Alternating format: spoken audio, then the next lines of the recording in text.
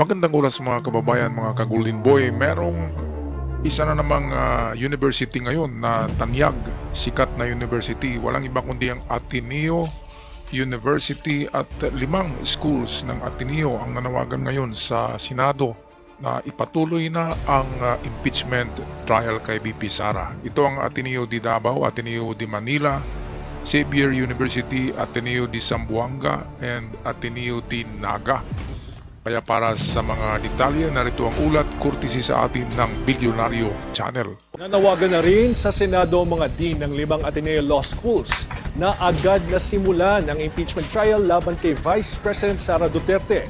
Sa isang joint statement, sinabi ng mga dean mula sa schools at colleges of law ng Ateneo de Manila University, Xavier University, Ateneo de Davao University, Ateneo de Zamboanga University at Ateneo de Naga University na malinaw ang tungkulin ng Senado, sundin ang nakasaad sa saligang batas at panagutin ng mga opisyal ng pamahalaan. Ito talaga ang malinaw diyan. Ang tungkulin ng Senado ay ipakita sa taong bayan ang tinatawag na itong pananagutan ni BP Sara, at ang kanilang tungkulin ay hindi lang ang pag-impeach, kundi meron silang obligasyon na morality ang issue dito, dahil sa ito'y pangalawang pinakamataas na ranggo na public official sa ating bansa. So dapat lang sagutin niya ang mga paratang na ito dahil public trust ang nakasalalay dito sa kasong ito. Kaya kung ipagpaliban ng Senado o i-dismiss o ilibing ang impeachment na ito, ay napakalaki ng pananagutan ng Senado at ang sinisira nila ang konstitusyon, ang saligang batas kung ganun, dahil sa malinaw naman sa batas, kung kahit saang basahin diyan, na mayroong sinasabi diyan sa artikulo ng impeachment na the Senate will act as a court after convening. Pagkatapos magpulong ay korte na yan. At hindi lang yan, the Senate is a continuing body.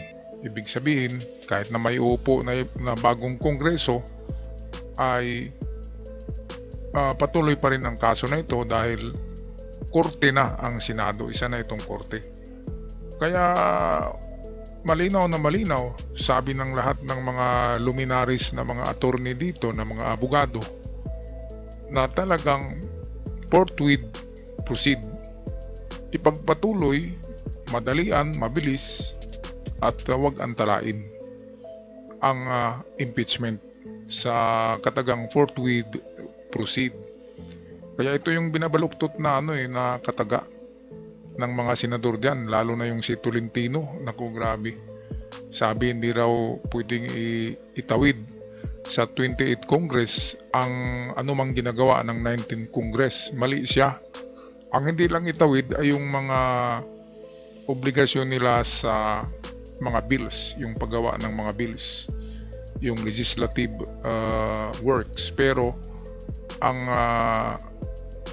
itong impeachment ay espesyal at kakaiba ito, at hindi ito dapat matigil, antalain kapag natanggap na yung artikulo na ipinasa galing sa lower house sa Congress na pirmado ng more than 3/4 of its members. So kapag ganyan, natanggap na, aprobado sa lower house sa Congress, wala nang ibang magawa ang Senado kundi forthwith proceed and do not delay. So ganyan lang yan kasimple. Kahit sinong mga abogado ang tanungin natin, ay ganun talaga. Pero merong ibang kahulugan si Tolentino dito. Meron akong gawin na video na ini-interview siya, at sinabi niya yung kanyang expert daw siya kasi nag-aaral daw siya sa Amerika, si Tolentino. Paano naging expert? Hindi nga niya na bigkas. Hindi na nasabi na ang ginagawang impeachment ay para iharap sa taong bayan ang pananagutan ni BP Sara. Iharap, ipakita kung totoo At kung totoo ay convicted siya, at kung hindi naman ay ma-free at mapawalang sala. Di ba, napaka-simple lang naman yan. Pero hindi nila magawa. Hindi magawang humarap ni VP Sara dahil mapahiya siya, dahil napakaraming ebidensya, lalo na yung bank accounts ni Trillanes ay mabuksan na yun. Di ba? At nakakahiya kasi makikita ng buong Pilipinas. At mabibisto si Sara sa kanyang mga loyalist, sa mga DDS, mabibisto ang gawain ni Sara.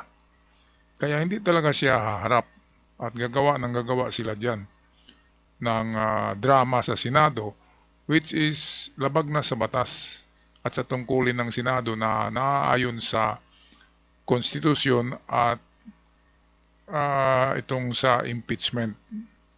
Ay sabi nga ni Christian Monsod ay meron silang paglabag sa konstitusyon, sa saligang batas. Kaya nga lang walang batas na pwedeng parusahan ang mga senador na gumawa ng paglalaro sa batas. Yung binabaluktot nila ay wala daw kaparusahan yan. Walang nakalagay sa ating batas na maparusahan ng mga senador na hindi gumanap ng tungkulin sa impeachment. Wala daw yan. Pero merong ano dyan sa by colleagues, dyan lang mismo sa Senado, ang Senate President ay pwedeng magtakda ng parusa sa kanyang membro na nakagawa ng ganito. Pero sabi ng isang eksperto, hindi nila gawin yan. Kaya malaya sila dyan na kung ano-anong ginagawa, katulad ng endorsement ni Bato na yung pag-dismiss, proposisyon na i-dismiss ang kaso. Walang kaso si Bato doon dahil wala sa saligang batas na kasuhan ang mga senador nagagawa ng ganyan. Kaya yan ang isang pagkakamali din sa Senado. Dapat mayroong batas na kung may senador na lalabag sa konstitusyon ay may parusa na pagkakulong, dapat mayroong ganun. Pero wala. Kaya malaya sila dyan. Ngayon ang problema kapag mag-alsa ang taong bayan, kasi ang taong bayan ang pinakabusing ng ating republika. Wala nang iba. Hindi presidente, hindi senador, hindi Congress. Kapag nag-alsa na ang taong bayan, people's power, yan na yung pinaka-sovereignty ng ating bansa. Ay wala nang magawa ang mga public officials. Kasi ang naghalal sa public officials, taong bayan eh. Kaya dapat pagsilbihan ang taong bayan dahil itong nagpasweldo sa lahat ng public officials. Okay, patuloy tayo sa ating balita, courtesy ng Bilyonaryo Channel. Nagbabala rin ito laban sa paggamit ng technicalities at political maneuvering para patagalin ang proseso. Anila, ang panunungkulan sa pamahalaan ay dala ng tiwalang bigay ng publiko at ang impeachment ay usapin din ng tiwalang ito. Continuing body din daw ang Senado na kapag na-file at na-transmit na ang impeachment articles, dapat itong sundan ng trial ng walang anumang pagkaantala at kondisyon. Ayan. Hinahamon din ng Ateneo Dean sa mga senador na manatiling impartial at non-partisan sa pagpapatunay na umiiral pa rin ang rule of law sa bansa. Ito ang problema diyan, mga kababayan, mga ka-Golden Boy. Dahil mayroong 5 senador diyan na pro-Duterte at ang kanilang stand ay hindi na talaga yan partial. Yan ay kumikiling na talaga, one-sided na lang yan. Katulad ni Aimee, one-sided. Bato de la Rosa, one-sided. Bungo, one-sided. Marcolita, one-sided. Tolentino, one-sided. At meron pang iba dyan, yung mga bilyar, di ba? Mga one-sided yan. At kung yan ay uupo, bali buto na nila yun, di ba? Yung pag-upo nila ay buto na para pabor kay VP Sara. Kaya merong nagmungkahi na dapat kumuha ng ibang judge, sabihin natin sa Kongreso, sa mababa, na neutral lamang ang stand. Humanap ng mga senador o congressman na neutral stand at yun ang paupuin as a judge. Hindi yung lahat dyan sa Senado, dahil alam naman natin na merong 5 dyan na talagang one-sided na lamang at kumikiling talaga kay VP Sara. At sa palagay ko 11 nga eh. Sabi merong Escudero 11 na magtatanggol kay VP Sara. Yan ang mahirap dyan, mga kababayan. Kaya yan ang dapat gawin sa Senado kapag nag-convene sila, nagpulong na para gawing impeachment court ang Senado, ay dapat i-inhibit yung mga i-inhibit yung sila Tolentino. Ibig sabihin ng inhibit ay pagbawalan. Sila Tolentino, Bato de la Rosa, Bungo, Amy Marcos, at kung sino pang DDS dyan, di ba? Pagbawalan na umupo as a judge kasi bias na kaagad yung kanilang pagboto ay bias na. Kaya ang mangyayari ay man-neutralize ang kaso na yan at baka mapawalang sala pa si VP Sara. Pero ayon sa isang Fiscal EJ, kudos kay Fiscal EJ, ay kahit na makalusot si Sara sa impeachment, ay pwede pa rin siyang kasuhan ng criminal case. Halimbawa, plunder. Plunder, pinakamataas na kaso na pwedeng life imprisonment, sabi ni Fiscal EJ, ay pwede. Mas matindi ang criminal case na i-file kasi kapag natalo si Sara ay makulong siya at magbayad pa siya ng danyos, hindi katulad sa impeachment na matanggal lamang siya sa pwesto at ang tanging penalty ay hindi na siya makapagtrabaho sa anumang opisina ng gobyerno. Yun lang. Pero sa criminal case talagang makulong siya, life sentence, at magbabayad pa siya ng danyos. Kaya yun na lang siguro ang maganda. Kapag hindi nakuha yan sa impeachment, failan ng criminal case para kapag nasintensyahan, kulong, di ba? At magbayad pa ng danyos at nakakahiya.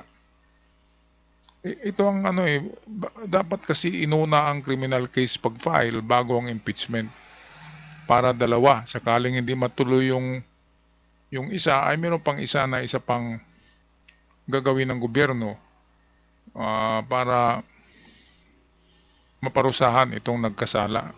Ngayon ang problema ay parang yung pinili ng gobyerno, ng administration, na yung pinakamagaan, pinakamababa na proseso. Ito yung impeachment. Kasi kung criminal case ang i-file ng gobyerno, ay baka sabihin ng mga tao na sobra naman, di ba? Kaya fair lamang ito. Impeachment ay pinakamagaan na yan na proseso sa pagharap kay Sara sa hustisya sa taong bayan. Kahit mga DDS sinabi na dapat malaman natin ang totoo. Kaya 9 out of 10, so 90% na yan, 90% of all Filipinos ay gustong iharap si Sara sa impeachment. Yun ang hiling ng sambayanan. Pero hindi lahat nagsabi na ikulong. Iharap lang at magpaliwanag siya, di ba? At i-prove na hindi siya guilty. Yun lang naman, pero bakit magtatago? At bakit kung ano-anong ginagawa, di ba? Nagmanipulate sila ng mga senador, nagpaikot ng resolution to dismiss the impeachment, which is wala daw yan eh. Yung resolution hindi daw yan dapat gawin.